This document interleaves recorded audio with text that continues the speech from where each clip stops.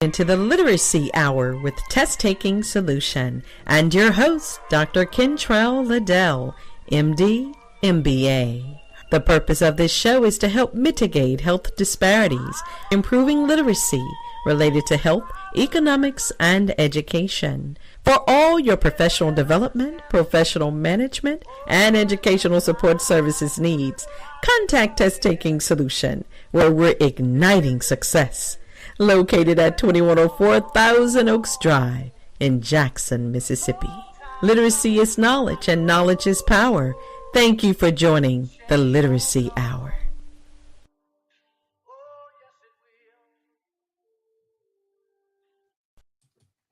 Well, thank you so much for joining me on this Election Tuesday morning. I know some of you are headed to the polls right now, and we are live. I tell you, thank you so much for those of you who have tuned in and tuned in early. It looks like we're getting a sound check. Let's do a sound check. All right, go ahead and check your messages for me. Do a sound check. Make sure that we are live and on the air. Yes, one of our computers shut completely down. That's what happens when the battery runs out and has run its useful life. So just doing a sound check.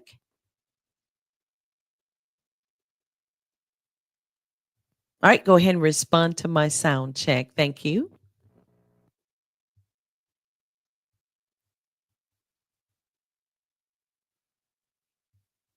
Excellent. All right. Well, we are good to go. Yes, it is Election Tuesday. Please, if you are not headed to the polls, please make sure to do so at some point today. City of Jackson mayoral race is bound to be a historic race today, and can't wait until later tonight to find out who will be the next City of Jackson mayor. Looks like we may even have JPS on site. Come on in. Yeah, JPS is on the job. They've been delivering food every morning for our scholars throughout the community, and the children have been coming down and eating. Yesterday was the first day of the Summer Food Services Program, a lot of summer camps starting throughout the metro area. And the children said the food was delicious. So thank you so much, Mississippi Department of Education and the City of Jackson. Good morning again, everyone, and thank you for tuning in. Thank you also, background team there for the sound check and studio check. Thank you for those of you who've already sent us texts to say good morning and emails. Thank you so much for your support. I tell you, without it, we wouldn't be able to do what we do. And you are tuned into the Literacy Hour, where you receive relevant, up to date, accurate information to enhance literacy. And I just believe that when we learn better, we do better. And I have a lot to share this morning that I hope will make at least some part of our lives better. Today is First Tuesday. It is education literacy around here at Test Taking Solution. The call in number is 601 714 8378. So please don't be bashful. If you would like to educate us, share something with the listening audience, feel free to do so. Just give us a call at that number, and we'll be happy to get you on air. There was a national spelling bee that just took place, and the young man who was second place for the last year, I believe, he won this year. Yeah. Let's see, what was that young man's name? I think he was out of Maryland, and this young man, National Spelling Bee, I think it's hosted by Scripps, the Scripps National Spelling Bee. Fazane Zaki, Zaki, is the National Spelling Bee champ. He's a 13-year-old, and he's from Dallas, Texas. So congratulating him today. There were some other finalists out of Arizona, California, Georgia, These are some spelling children, I tell you. I remember my spelling bees back when I was in school, and I really enjoyed them. We want to continue to inspire our children, encourage them to be great spellers. And so we have a word today, as we do on every Education Literacy Tuesday. And that word for today is illuminating. Illuminating. Let's see. Do you think you know what illuminating means? And if so, you can certainly call in to test your knowledge. Illuminating. In a moment, I'm going to give us that definition, but not yet. Somebody might call in and might decide that they want to take a stab at today's word. Today's vocabulary word is illuminating. Illuminating.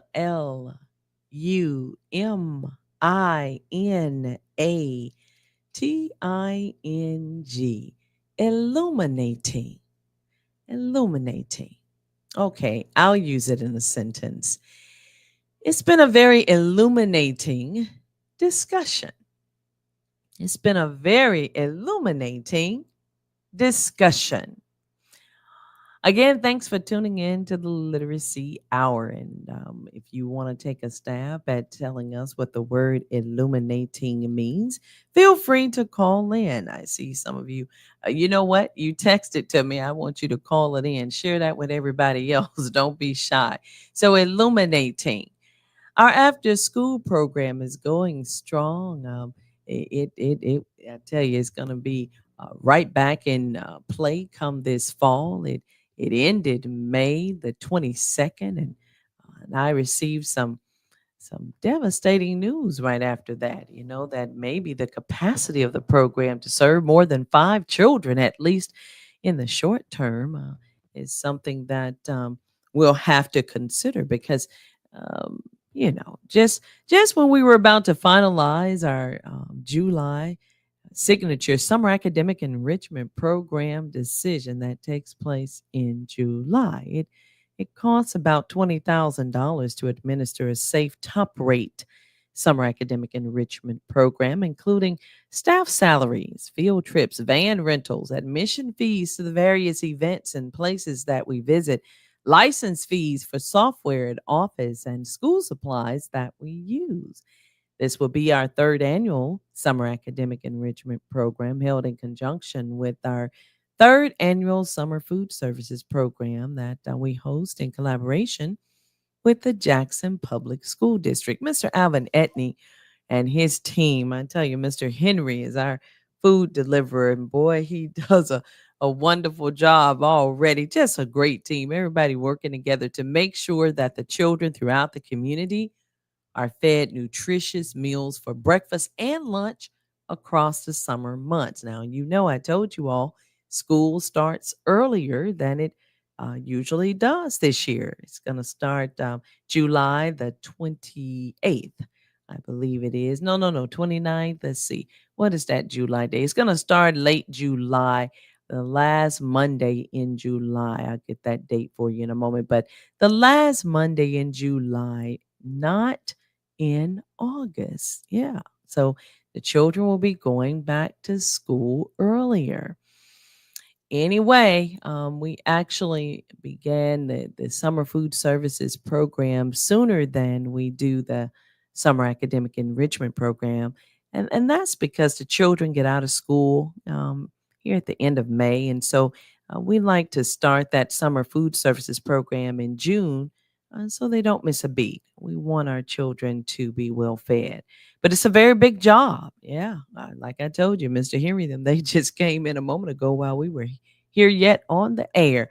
And they put the food in the kitchen area. And now they're on their way delivering to some other sites. But it's a very big job. It's a lot of moving parts.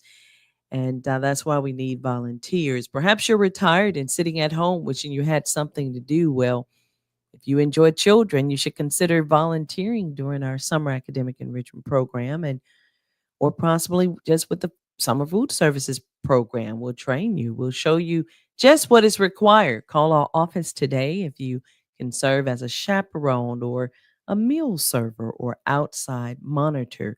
And we understand that you may not be able to serve every day during the summer, but we sure would appreciate whatever days you are able to assist. Just call us anytime from 9 to 6. Again, the call in number is the same as our office number is 601 714 8378. The Summer Food Services Program will run until July the 25th. Um, but again, it's kind of up in the air because things are stopping in July since the children go back to school early. Um, we had a kid ask us yesterday, why do the meals have to be eaten on site? Well, that's per USDA regulations. They want to help us maintain the health and safety requirements of the food services program and to ensure that all the meals are claimed for reimbursement by JPS, and they must be consumed by the eligible child.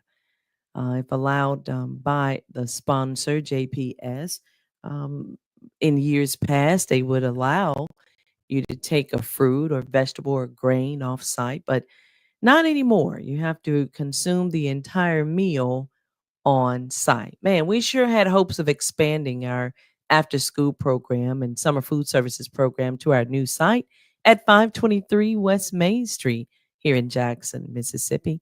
We developed relationships with some who reside in the surrounding community. We met with the administration of Walton and Johnson Elementary Schools. We walked the neighborhood and we even engaged two teams of Mississippi State University, Hale State, College of Business graduating MBA students to assist with that preliminary planning.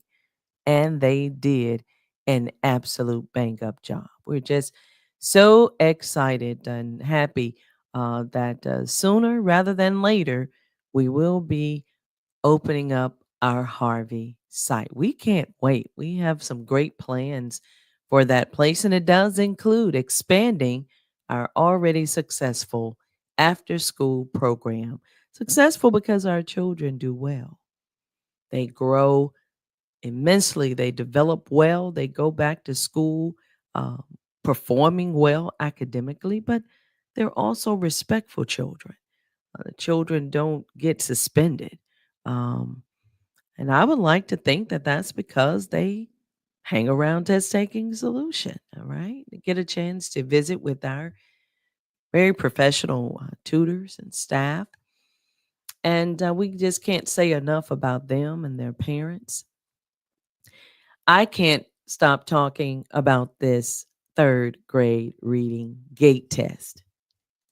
I can't, I won't. I've been raising the alarm and raising awareness about this test now for several years. And finally, our third graders did it. They broke the reading test state record. Yes, in case you hadn't heard, the Mississippi Department of Education made sure that we all knew. 25,399 of third graders passed the initial administration of the third grade reading test. I told you there are usually three administrations of that test. Once early after what's March, spring breakish kind of, right after that. Then they get it again in May, and then they have a final administration late June. So there are a few children preparing for this last attempt of the third grade reading assessment. And we happen to be helping a couple of them here at Test Taking Solution. We've never met them before, but they're here now, and I tell you, we are going to do what we do. We're going to help the students understand how to take the third grade reading gate test on the computer. It's a computerized test. And the MDE, the Mississippi Department of Education, has put out several training tools to help school districts help their children. But beyond that, beyond just the technical expertise needed to navigate the computer test, students got to know how to read. They have to know how to read and to comprehend what they read. So now it's an ELA test, it's an English language arts test, but it's that reading portion of the test that they are required to pass in order to be promoted to the fourth grade. So that's that reading gate test. I don't want you to forget about it because it's very important in the lives of our third graders. And we would like to think in the lives of our second graders. We have second graders whom we're helping with literacy this summer, and they're off to a great start. Students give thumbs up to the enhanced ACT test. Yes, on April the 5th, more than 16,000 students took the inaugural administration of what is known as the Enhanced ACT test. See, I bet some of you didn't know that. Well, thank you for tuning into the Literacy Hour. We try to keep you up to date with all things education literacy related. Now, that test has been enhanced. It's different now. Yeah. Science is optional. Not everybody has to take that science test because not everybody is going into STEM related fields once they leave high school and potentially college, whether it's a community college or 4 year university. Anyway, the changes reflect ACT's commitment to student feedback while upholding the test integrity and the validity of its skill assessments. The enhanced ACT focuses more on what students know rather than how fast they can answer questions. And a lot of students say, well, it's about time. They have given that new enhanced ACT test a vote of confidence. So, exactly what has changed? Well, the enhanced ACT has a total of 131 questions across the English, math, and reading sections versus the 175 questions that, the legacy test or the test in the past used to have, right? Time wise, students now have 2 hours and 5 minutes to complete the English, math, and reading sections versus 2 hours and 20 minutes earlier. Students can now choose whether or not they take that science section. It's no longer required to receive the ACT composite score. I know some of you are probably kicking yourself saying, man, why did it not happen when I was taking the ACT? Well, I personally love the science portion, right? That's what we scientists enjoy. So I absolutely didn't mind taking the science portion, but it's a wonderful thing for some folks who don't necessarily like science. Science is now optional. Those who take the science section will have 40 minutes to answer the section's 40 questions. Mhm. 40 minutes to answer 40 questions. They expanded the amount of minutes you get to answer those questions. Used to be 35 minutes. So I know some of you are probably saying 5 minutes extra. I mean, really? Yep, it makes a big difference. That extra 5 minutes on the science test makes the big difference. It could be the difference between scoring 30 and scoring 28 on the ACT. So it does make a big difference. So we're hopeful that children will appreciate this enhanced ACT, take advantage of it. It'll give students a fair opportunity to demonstrate what they know in English, math, and reading and the option to decide whether demonstrating knowledge in science. Okay, I've gotten a note from someone who said, when are they going to make math optional? All right, maybe you have to call them and ask that question. That's ACT. As a matter of fact, I went to medical school in Iowa City, Iowa, and I was shocked when I got there. ACT, that's where its headquarters is located. Yeah, Iowa City, Iowa. I got a chance to work at ACT while I was attending medical school. Well, they have not made math optional, at least not yet. But that's a question you might want to ask the ACT CEO, Janet Godwin, whether or not that's something that they are considering, especially since they have made science optional. with this idea that not everyone's going to enter STEM. Okay, well, you might decide to make math optional because it too is a part of STEM life, right? Science, technology, engineering, math. That's what STEM stands for. Want you to join me on First Tuesdays here on the Literacy Hour. We discuss topics related to education like we're doing now, aiming to enhance our education literacy. Second Tuesdays will be focused on health literacy. Can't wait for next Tuesday. So much going on in the health arena. I want to bring you up to speed with what's going on with the measles virus. I want to talk a little bit about COVID and just let you know how our state is doing from the MSDH's perspective. They keep us updated as well. You know, my favorite website, one of them at least, is msdh.ms.gov. Go over there and check out what's going on from a public health perspective. So on third Tuesdays, we take a look at financial literacy terms and phrases and impacts, and we see what's going on in the markets. And speaking of taking a look at financial literacy terms, let's go back to that word illuminating. That's our word for today. Illuminating. It means helping to clarify something, helping to explain something. Okay. So you can actually ask people to illuminate. Go ahead and explain what you mean. Um, Try illuminating something today. It's been a very illuminating discussion. Illuminating. That is our word of the day. Illuminating. All right. And you know now the root part of that is illuminate. That ing is what we've been helping our fresh readers, our new readers, to learn how to pronounce. And they enjoy pronouncing ing. I know some of you are listening to me in the car because you tell me when you get to test taking solution, Dr. Liddell, I heard you on the radio. Well, I hope you got that word right this morning, illuminating. And you'll get to pronounce some additional words once you make it to our literacy program, which is going on right now here in the month of June at Test Taking Solution. On fourth Tuesdays, we focus on mental health and wellness. And looks like we got a whole lot of folks subscribing and logging in to our YouTube channel on fourth Tuesdays. So it's just a testament to the fact that folks want to be mentally well, want to be mentally healthy.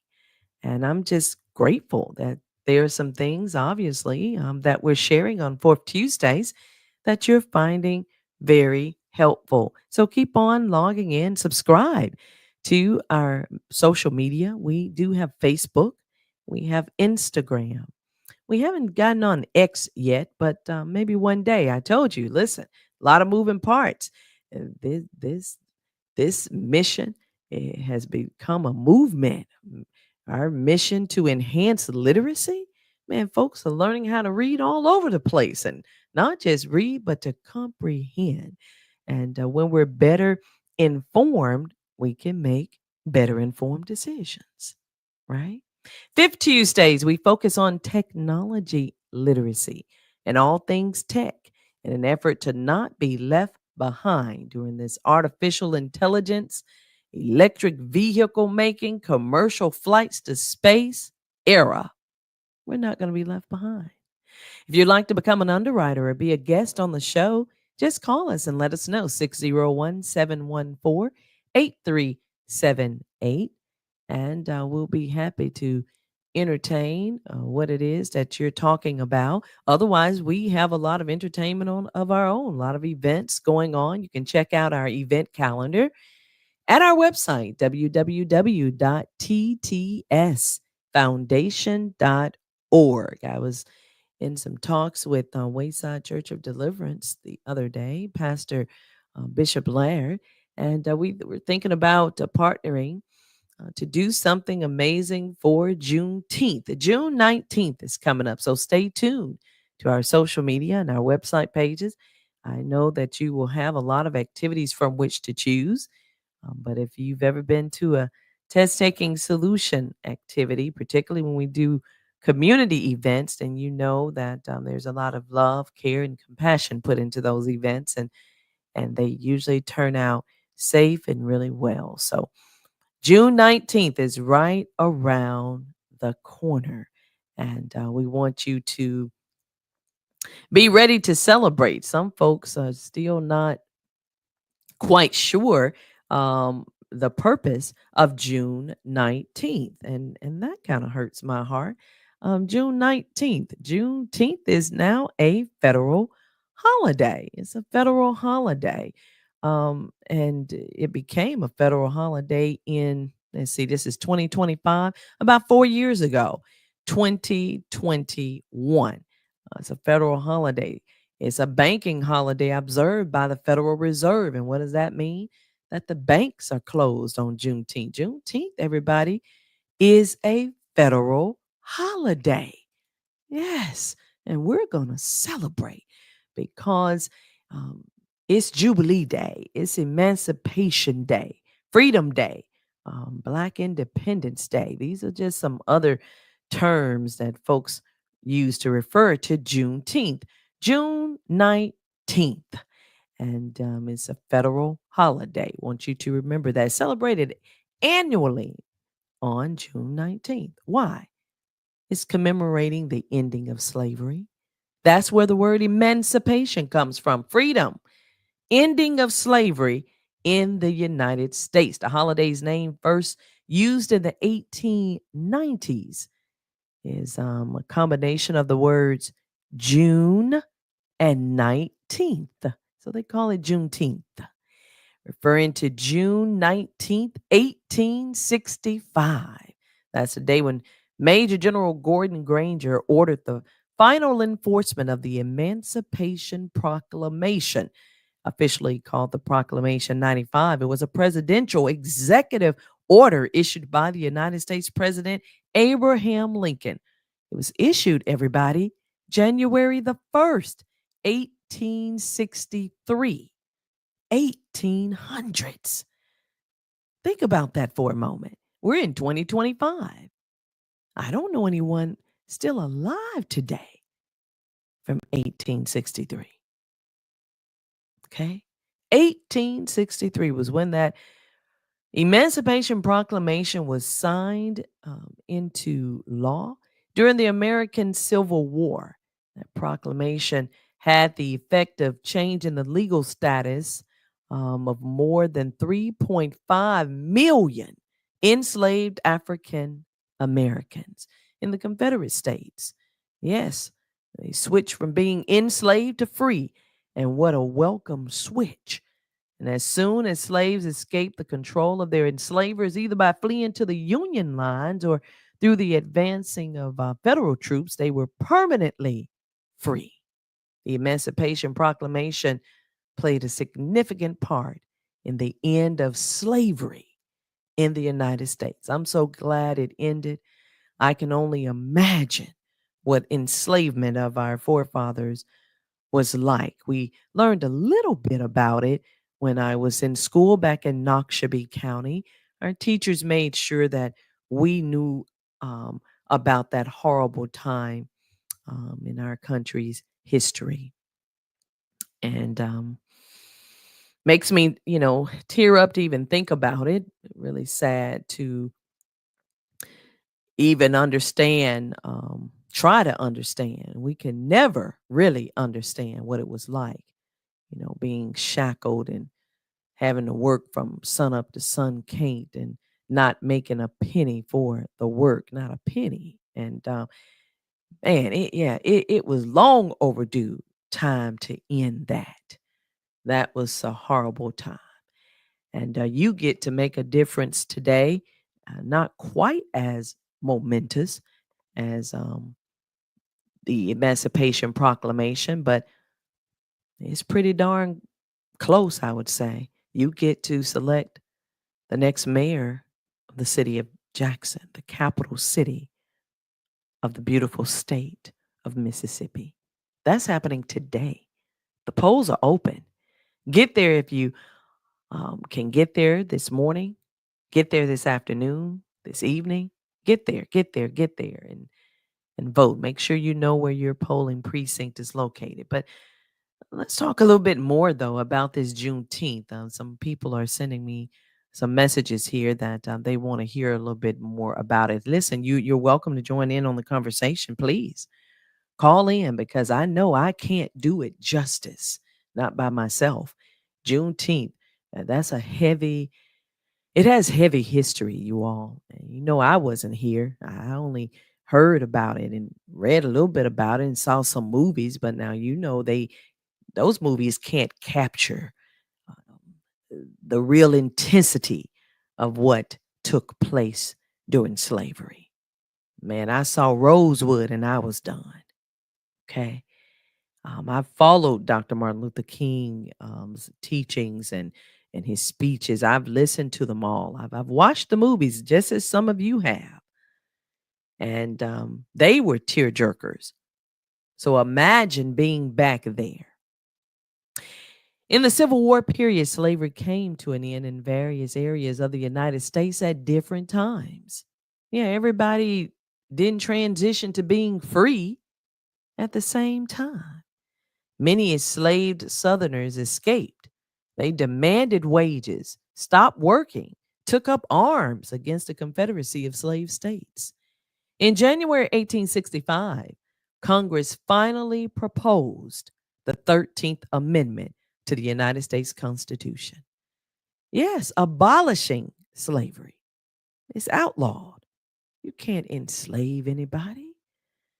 Man, do we wish we could go back in time and make that 13th Amendment retroactive all the way back, and bring all those people back who died. Do you ever wonder where they buried our people? Like that was a lot of people who passed away during that time. Not just passed away, let me just tell the truth, who were murdered.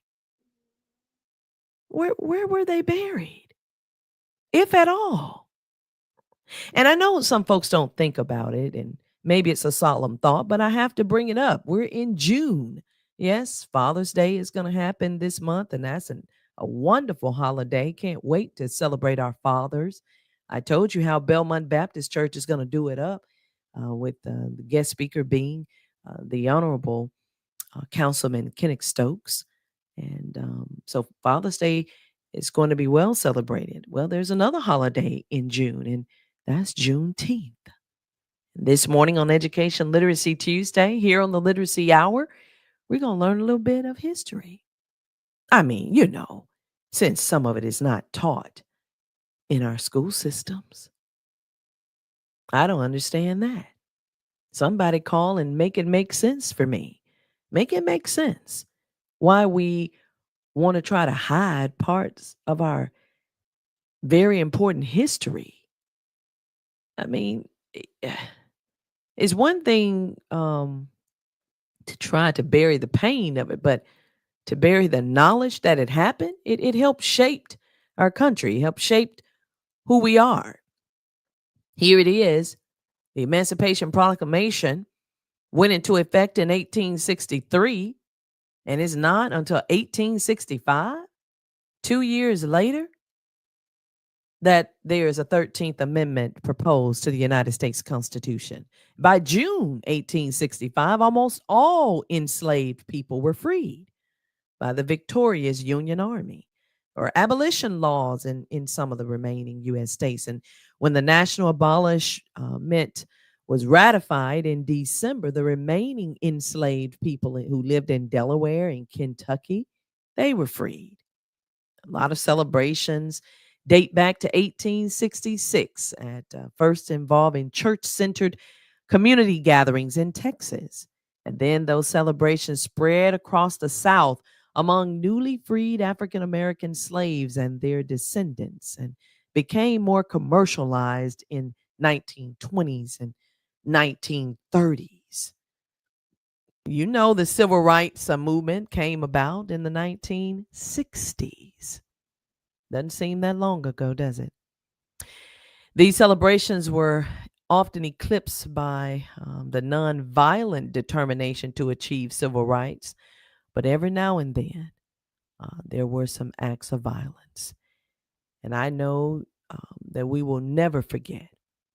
No, we will never forget um, the assassination of Dr. Martin Luther King, the assassination of Medgar Evers, and one of our radio stations, actually our mothership, WMPR 90.1 FM, is alive well today because of the Evers family. And so their namesake, their legacy lives on with the radio station. So, the end of slavery in Texas, Lincoln issued that preliminary Emancipation Proclamation in the midst of the Civil War. It was in the preliminary stages in 1862. He declared that if the rebels did not end the fighting and rejoin the Union, all enslaved people in the Confederacy would be freed on the first day of the year. That's what he told them. Then on January 1st, 1863, the first day of 1863, I want you to hear me well, President Lincoln issued the final Emancipation Proclamation. So you see, it had two parts. It had this preliminary part where he told the folks during the Civil War that, listen, now it's 1862, around September-ish. This is what I'm going to do. Yeah, you may as well go ahead and free the folks, because if you don't, I'm going to do it by issuing the final Emancipation Proclamation. And he did, and it declared all enslaved people in the Confederate States of America in rebellion and not in Union hands, free. I don't have to tell you, you know that one of those Confederate states was our very own Mississippi. It is what it is. We're not proud of that history, but we understand it. We know that it existed. Plantation owners and other slaveholders from eastern states had migrated into Texas to escape the fighting, and many brought their enslaved people with them, increasing by the thousands the enslaved population in the state at the end of the Civil War. Although most lived in rural areas, more than 1,000 resided in Galveston or Houston by 1860, with several hundred in other large towns. And by 1865, there were an estimated 250,000 enslaved people in Texas. 250,000 folks were still enslaved in Texas when they were supposed to be free. Now, how would that make you feel? Somebody keeping you in bondage when they know you're supposed to be free. And then someone has asked a wonderful question this morning. Was the Civil War really fought over slavery? That's a good question, man. We need to have a panel discussion to talk about that. I would tell you my 2 cents of what I know and what I've heard from some of the elders in my family. And then, of course, I know you would share what you know. See, we got to put it all together, y'all, because a lot of parts are missing in our history. You know, I go into some of my white colleagues' homes, and I love them dearly. They're my brothers and sisters, just like, my black brothers and sisters, but it is a difference. It's just a difference. Now, when I go in their homes, I see pictures of great, great, great, great, great grand people, fathers and mothers, children, etc. And in the black households, I don't see that.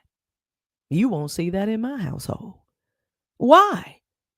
The families were broken up. Folks sold all over the place, breaking up mamas and children's and daddies and from the families. And we were sold on auction blocks. And I tell you, there are a lot of bad ramifications and complications that resulted from slavery. But for me, I just think that was the worst part of it all. The breakup of families.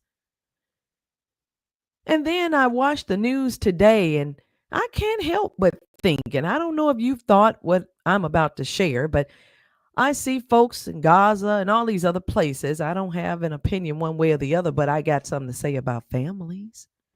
Because it takes a family, a village, to raise a child. It takes folks supporting one another and being together. So when I see families being reunited on the television screen today, and all the excitement and how the commentators and the news reporters all start tearing up and choking up and this and that. And I have to ask myself, did anybody choke up when they were selling that child away from his mother on the auction block? Can somebody go find some of my relatives that got thrown overboard on the ride over here from Africa? I mean, families were being torn apart left and right during slavery. So aside from all the beatings and the the injustices and the rapes, families were split up permanently, never to see their child again. And then from the child's perspective, never to see my mom again, my father again. Think about that. But we see grown men and women being reunited with their parents after being held captive, and everybody is hip hip hooraying, and we should be. It is something to celebrate. But imagine all the folks who never got a chance to celebrate the reuniting of their families. And then we got folks wanting to fight reparations. No amount of money will ever be able to heal that kind of pain. But I must believe, and I want to believe, that it will help to begin the process. Why would you tell a black kindergarten kid about Emmett Till in 2025 is a question that someone has posed. You and our listening audience, call in 601-714-8378. Ask that question live and let's talk about it. Why would somebody tell a black kindergarten kid about Emmett Till in 2025? That's the question. It's a good question. Why would you tell a black kindergartner? I wouldn't. Not at that age. They can't understand what transpired. No. So whoever this is who sent this note, thank you for doing so. I personally wouldn't tell a black kindergartner about Emmett Till. And I don't know what you mean by the in 2025 part, because let me tell you something. The story of Emmett Till is good for storytelling any year because it happened. And we must make sure that our children understand, at least, that they have to be careful where they are must be known at all times. You have to know where you are. You see, some of those same folks, not the exact same people, but people like those people are alive and well today. And so we can learn a lot from the sad story of Emmett Till. Thank you very much. Yes, but take that question down. At a school as a teacher is what the follow-up was. Okay, so yeah, I agree. I mean, I wouldn't have a kindergarten teacher teaching kindergarten students about Emmett Till, not the teacher. No. Listen, a lot of this stuff should take place at home anyway. I believe it. You can take the question down. But a lot of these sorts of teaching should happen at home and in our churches. That's just my 2 cents. And I'm sure you have a thought about it as well. But I believe that the discussion should be had. I just think that there's a place to have it, an appropriate place to have it. And in kindergarten, I don't think is the appropriate place to have it. But anyway, back to talking about the Emancipation Proclamation and all that transpired over there in Texas, where those 250,000 people were still enslaved even after they were free. Despite the surrender of Confederate General-in-Chief Robert E. Lee, the Western Confederate Army over in our state did not formally surrender until June 2nd. You see, we held on. We held on.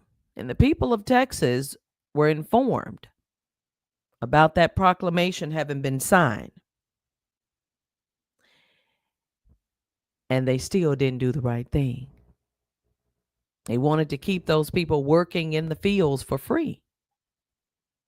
And then my understanding is, and we've heard this from the mouth of a lady who was one of those 250,000 people. She said that it was like they were turned out like cattle to the pasture once they finally did decide to let them go. So Juneteenth is an important day, and we're going to celebrate. We're going to celebrate.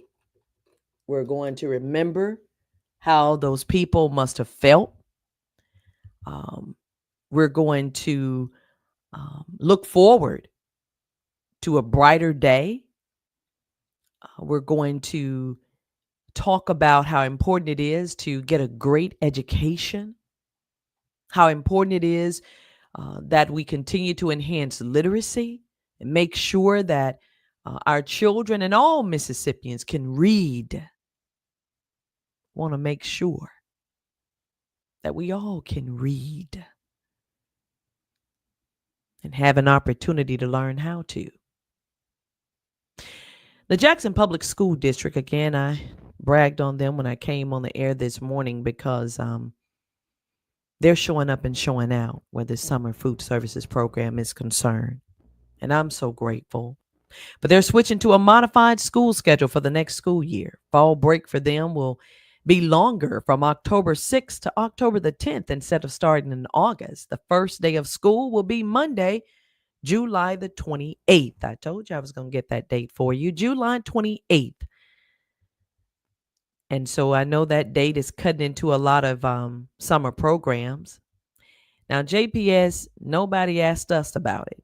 Not that you had to call Test Taking Solution, but JPS, it would have been nice that you recognize that there are a lot of summer camps going on. And when you decided to start school back early, it would have been nice to get a notice about that. And I try to attend the community events that you have. I know I attended one at Cardoza and 2 other elementary schools earlier in the school year, and I didn't hear anything about starting school back early. So we had to make some adjustments, and I'm sure other summer programs like ours had to make some adjustments as well. But July 28th is the first day of school in the Jackson Public School District.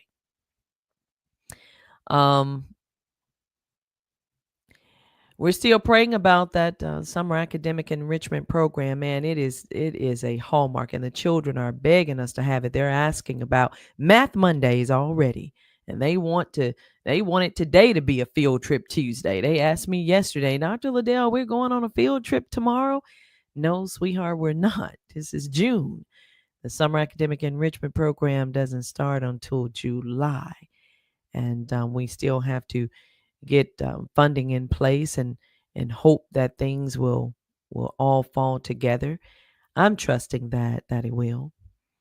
You know, earlier this year, Mississippi College changed its name and dropped its football program.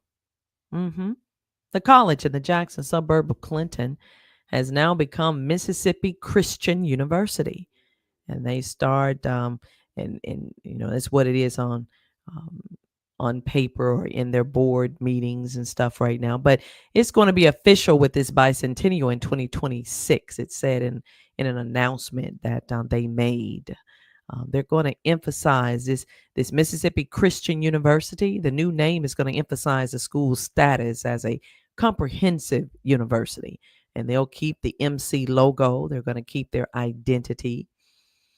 They considered changing landscape of college football, the increasing influence of the NIL, the name, image, and likeness, and all this transfer portal stuff, as well as increasing cost to operate and travel, is what caused them to shut the football program down. But they kept 17 other sports.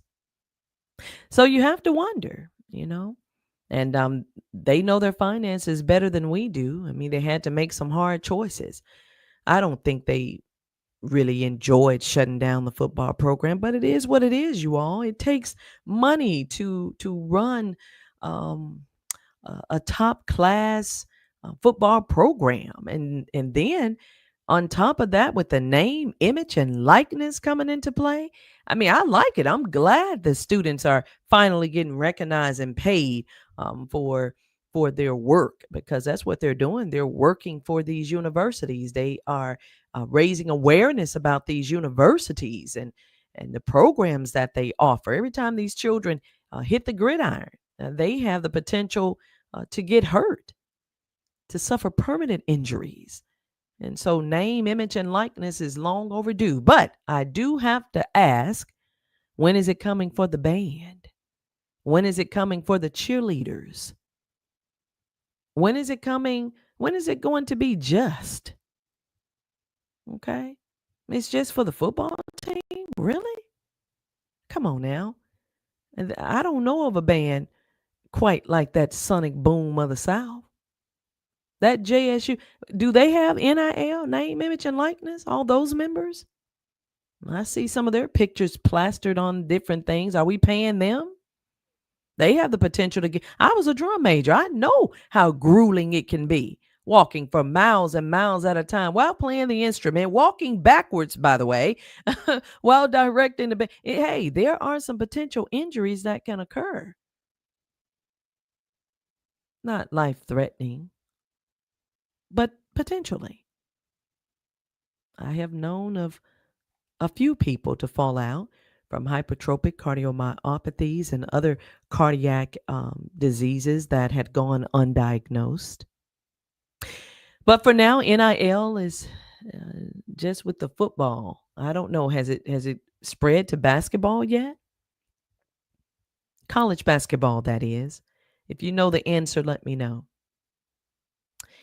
Let's talk about our economic and workforce development while we still have a little time. In order to have a strong workforce, you know that we must have an educated workforce. And that's what makes economic and workforce development so relevant on Education Literacy Tuesday. I'm excited that it appears we have more companies moving into Mississippi than ever before. In Mississippi, back in September, which wasn't too long ago now, but Mississippi had the nation's lowest workforce participation. Can you believe that? Mississippi has the nation's lowest workforce participation. That means we had the lowest number of folks working. But that is why these job fairs are so important. Mississippi Reentry had a job fair, and reentry, it was for folks who were formerly incarcerated, job seekers wanting to change their professions, veterans. From time to time, Mississippi Reentry will have a job fair, and we bring it to you here live. We tell you about it. Make sure that you get down there to it if you're looking for a job. But the report, it didn't lie.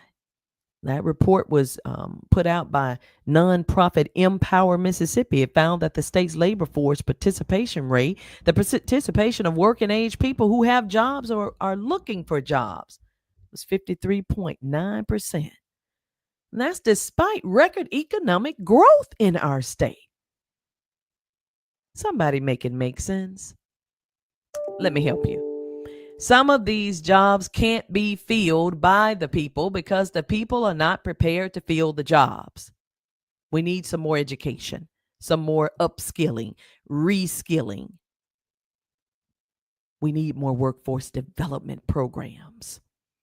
We have one at Test Taking Solution. We've helped a few people get their driver's license, their commercial, to sit for these standardized exams and be able to get past those, the GEDs that they need to pass and be employable. We need more workforce development, more hands-on training, more companies partnering with community colleges and community programs to help prepare people for the jobs that they have openings for. We got to work together. If we want our state to be the best in the union, we got to work together. There is no other way. And I want you to know that the clean energy sector is opening up even wider as well, because there's a significant shortfall in the clean energy workforce. There's a significant shortfall in physician workforce, in teacher workforce. I would venture to say in nearly every new what we call them, these high-tech jobs, if you will. The U.S. Labor Department says the country is facing a significant shortfall of even skilled workers.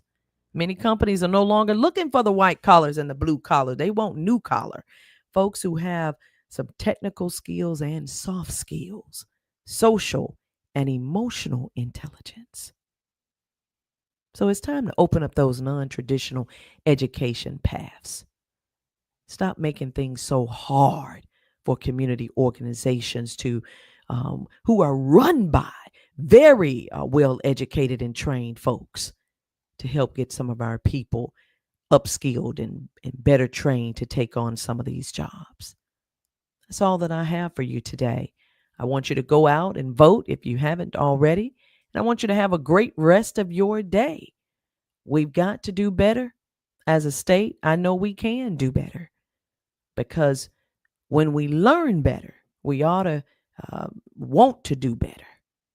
And this is one place, the Literacy Hour, where we're going to make sure that you're staying on top of what's going on in and around our Metro Jackson capital city and in our state, as well as across our country. Join me back here next Tuesday, where we'll talk about some things that impact our health literacy. Can't wait to talk and connect with you again next week. God bless you. Have a great rest of your day. For the past 1 hour, you have been listening to the Literacy Hour with Test Taking Solution and your host, Dr. Kentrell Liddell, MD, MBA. We are located at 2104 Thousand Oaks Drive in Jackson, Mississippi. Visit us on the web at www.testtakingsolution.com. Join us each Tuesday from 7 to 8 a.m. for another life-changing conversation here on our podcast live stream and affiliate stations.